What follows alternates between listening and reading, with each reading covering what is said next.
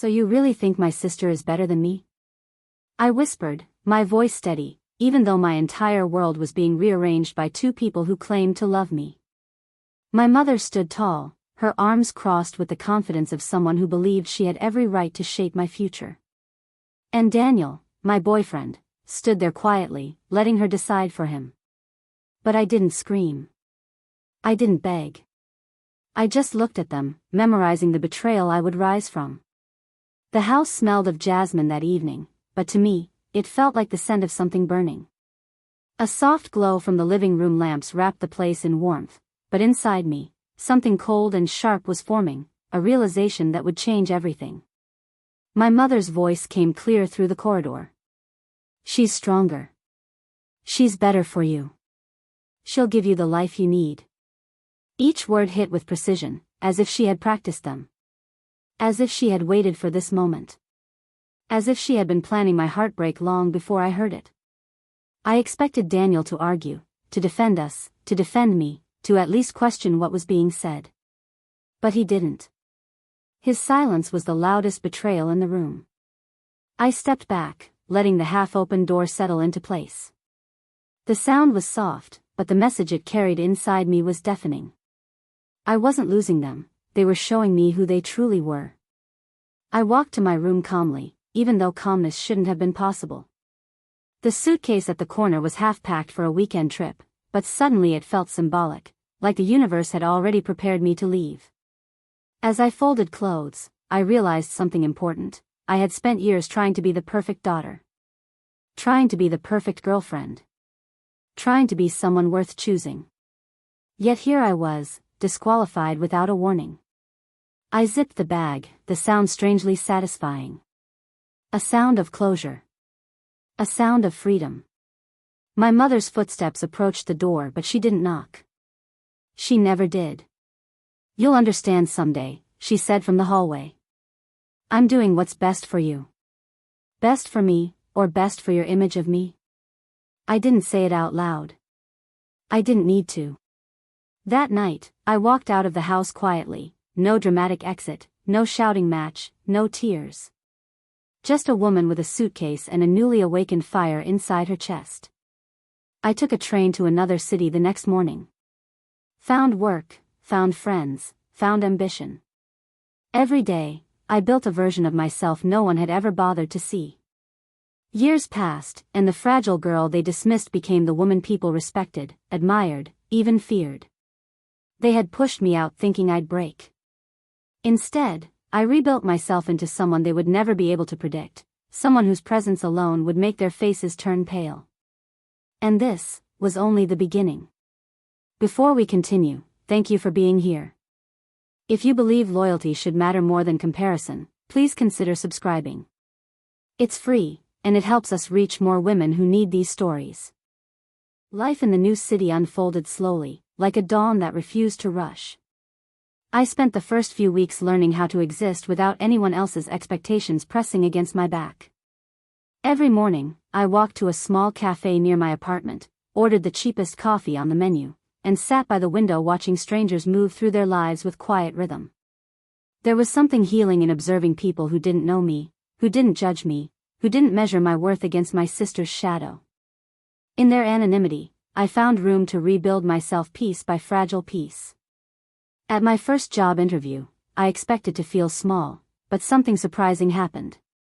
The interviewer looked at my resume, then at me, and said, "You've handled more responsibility than most people your age." No comparison. No condescension. No mother whispering how someone else could do it better. That single sentence felt like a doorway opening. I walked through it with the calm confidence I had only recently discovered, quiet but steady, like a flame that refused to be extinguished. When they offered me the position, I accepted with a smile that reached deeper than they could understand. Days blended into weeks as I settled into routines that were entirely mine. I learned how to cook simple meals, how to fix the leaky faucet in my kitchen, how to negotiate my salary, and how to walk into rooms without shrinking. My silence, once used against me, became my strength.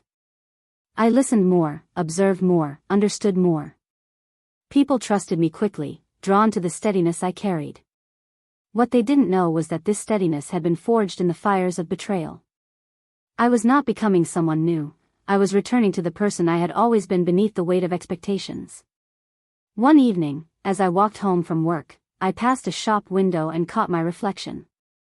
For the first time in years, I didn't see the girl who had been overlooked, dismissed, or replaced. I saw a woman who had built herself from the ground up, alone but not lonely, quiet but not weak. My hair was windswept from the walk, my clothes simple, my makeup minimal, but the strength in my posture was unmistakable. I stood there for a long moment, realizing that I no longer needed validation from people who couldn't see my worth in the first place. The city began to feel like a witness to my rebirth. I made friends, real ones who liked me without competition or comparison. I enrolled in courses, learned new skills, and slowly carved a life that was solid, independent, and peaceful. And yet, there were nights when the past tugged at the edges of my thoughts, not with pain but with curiosity. I wondered if they ever thought about me. If Daniel regretted staying silent. If my mother realized the damage she had done. But those thoughts never held power for long, they were shadows, nothing more. I focused on the future instead, on the woman I was still becoming. Every challenge I faced strengthened my resolve, shaping me into someone far braver than the girl who had once been pushed aside. I didn't know it then, but the life I was building would soon shock everyone unexpectedly. 3 years slipped by quietly, each one polishing the edges of the woman I had become. I had earned a promotion, moved into a brighter apartment, and built a circle of people who didn't know the old version of me, the girl who once stood silently as her mother chose her sister's happiness over hers. Nobody here saw me as second best. Nobody here compared me to Lily. Nobody here looked past me as if I were invisible. It was peaceful, until the envelope arrived. It was a simple white card with golden edges, elegant and heavy, like something sent for royalty. My name was written on the front in my mother's handwriting, soft curls, perfect spacing, the same handwriting she used on every note she left on the fridge growing up. For a moment, I debated not opening it. My hands trembled slightly, not out of fear but out of the sudden rush of memories tied to that script. Memories of being told to behave, to smile, to step aside, just this once, because Lily needed the spotlight. Memories of Daniel's silence. Memories of walking away. Finally, I broke the seal. You are formally invited to Lily and Daniel's anniversary celebration. Family only. I stared at the words, letting them settle in the air around me like dust. Anniversary. Daniel had actually married her. My mother had stood proudly at that wedding. My family had played along with the lie that he had always been meant for my sister. And now they wanted me, to attend their celebration as if nothing had happened. My first instinct was to throw the envelope away, maybe even laugh. But the more I looked at it, the more I understood what this invitation represented. It wasn't kindness. It wasn't reconciliation. It was control. They expected me to show up looking smaller, weaker, regretful. They wanted to parade their perfect couple in front of me so I could silently witness the life they believed I had lost. But I hadn't lost anything. I had built something entirely different, something stronger, deeper, and far more meaningful. That night, over dinner, my closest friend asked, "Are you going to go?" I took a sip of my tea, considering my reflection in the darkened window. "Yes," I said. "I think I will." "Why?" "Because I'm not the one who should feel ashamed." The days leading up to the event were steady. I didn't spiral. I didn't rehearse what I would say. I didn't dread seeing them. Instead, I felt a strange sense of power growing inside me. A calm anticipation. I wasn't returning as the girl they broke. I was returning as the woman they created by underestimating me. I chose my dress carefully, a deep emerald color that complemented my skin and made my eyes stand out. Something classic, elegant, quietly commanding. I styled my hair in soft waves and wore minimal jewelry, not because I was trying to impress anyone, but because I no longer needed to try. Confidence doesn't shout. It whispers.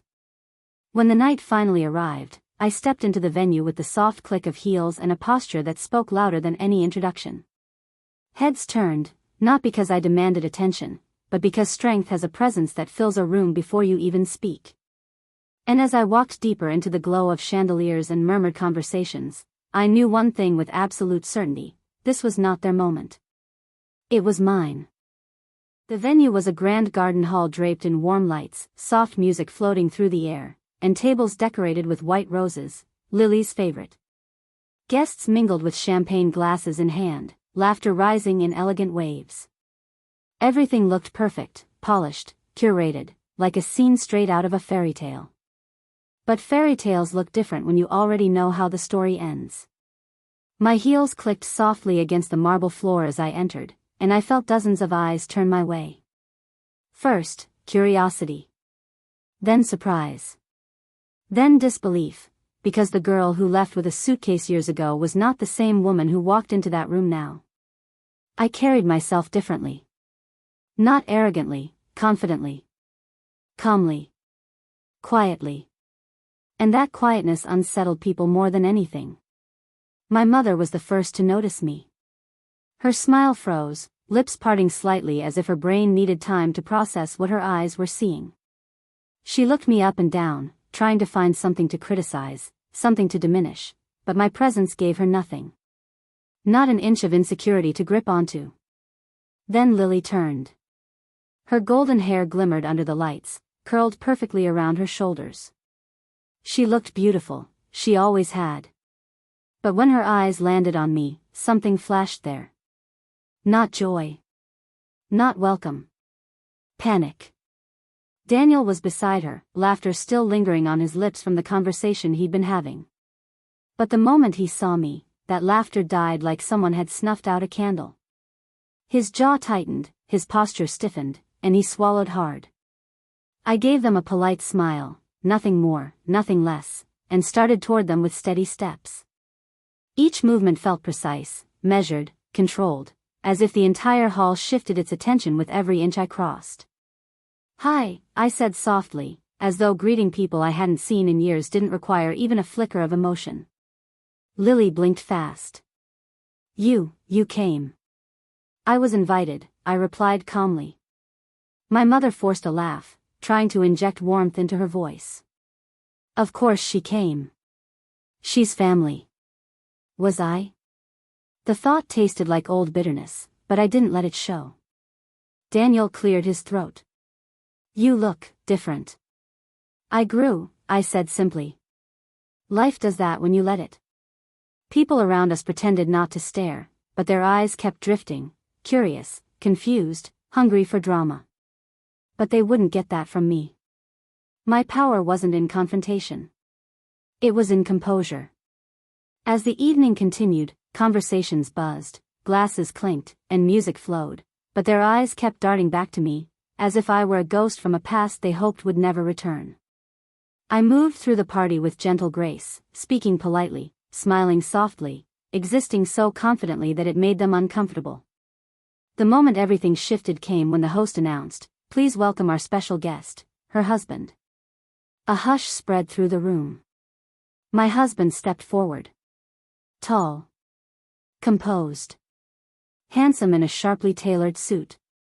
A presence that demanded attention without asking for it.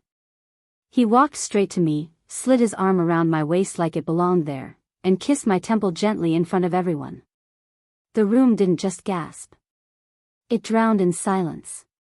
My mother's face was drained of color. Lily's smile collapsed.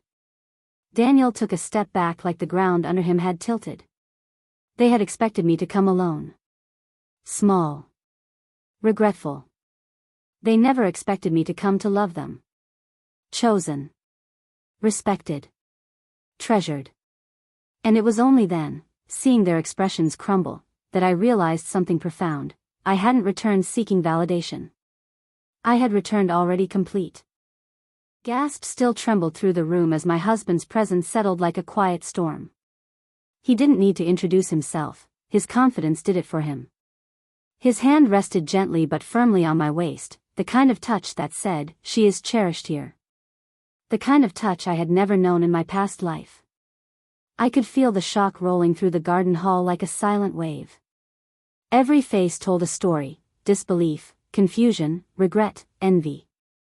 But the three faces that captured the moment perfectly were the ones that had shaped my past: my mother, my sister, and Daniel. My mother was the first to recover. At least she tried. She forced a smile that didn't reach her eyes. "Oh, sweetheart, you're married?" Her voice wavered. I nodded calmly. "For over a year." "And, you didn't tell us?" she asked, trying to sound wounded, though the disappointment in her tone revealed the truth. She wasn't upset that she missed my wedding. She was upset that I had grown without her supervision. "No," I replied politely. "I didn't think it was necessary." Lily stepped forward next, her glass trembling just slightly in her hand. "He's handsome." Her eyes flicked between us, searching for cracks. "There must be something wrong," they seemed to say. But there wasn't. Not this time. Daniel, however, didn't bother to hide his reaction. He stared at my husband with a silent fury he didn't understand. I saw the realization dawn on him slowly, painfully. He hadn't chosen Lily. He had settled for her. And he was only realizing it now. My husband offered his hand politely. "I'm Adrian." Daniel hesitated, just long enough to reveal everything he didn't say out loud, before shaking it. "Daniel," he muttered stiffly. Adrian smiled kindly, but his next move was effortless dominance. He turned to me and brushed a soft kiss against my forehead. "You okay, love?" That one word, love, was a knife wrapped in silk. Not aimed at me. Aimed at the people who expected me to return broken. I could practically feel their hearts drop. My mother blinked rapidly. "You look different." I replied smoothly. Life changes when you start living for yourself instead of for approval. There it was, every unspoken truth laid bare between us. Lily's voice came soft, almost trembling. "Are you happy?" I looked at her, not with anger, not with bitterness, but with clarity. "Yes," I said simply. "More than I ever thought I could be." She looked away. Because she knew I meant it. Because she wasn't. As the evening went on, people approached us, congratulating us, curious about us, admiring us. Adrian stayed by my side, not as a shield, but as a partner. A balance. A quiet strength beside my own. My family watched from a distance, seeing something they never expected. I had not just survived without them. I had flourished. By the time we left, the hall felt smaller behind me, like a chapter finally closed. My mother called my name as we walked out. For a moment, I paused. Not to return.